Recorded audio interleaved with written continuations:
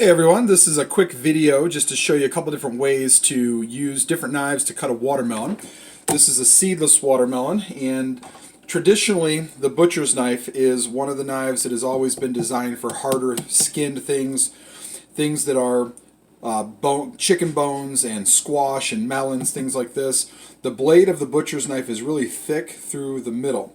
So there's a couple ways I can do it. I can just stab it and then roll it is the easiest way to do it. And if you just roll it, it just cuts it perfectly right in half. So you've got easy way to cut it down there. And then you can put the flesh side down so it's not rolling on you anymore.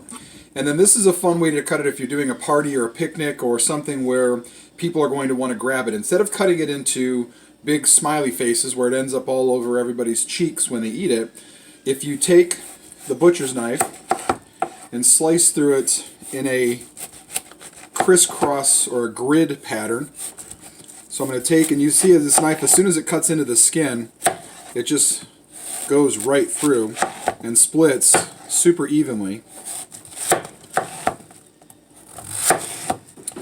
And then what I'm going to do is I'm going to take my cutting board and I'm going to turn it sideways, and I'm going to do the same thing again.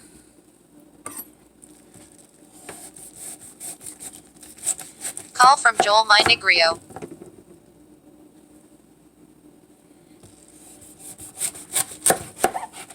And then what you end up with, when it's all said and done,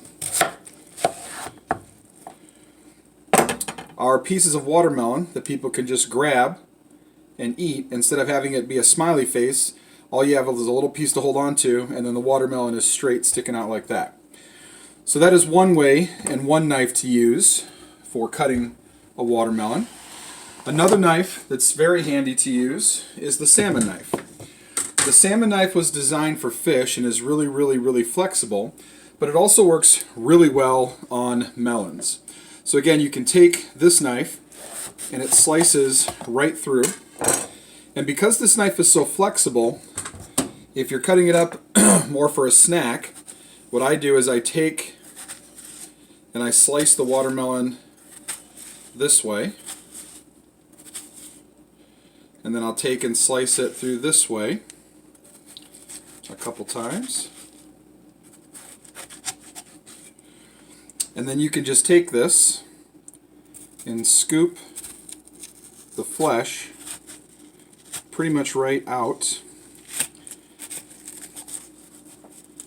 just like that. It's actually easier if you only use one hand. And now I've got bite-sized watermelon, almost perfect, didn't waste any at all, and now it's ready for a nice little snack. So you've got a couple different knives you can use for watermelon, the butcher's knife and the salmon knife.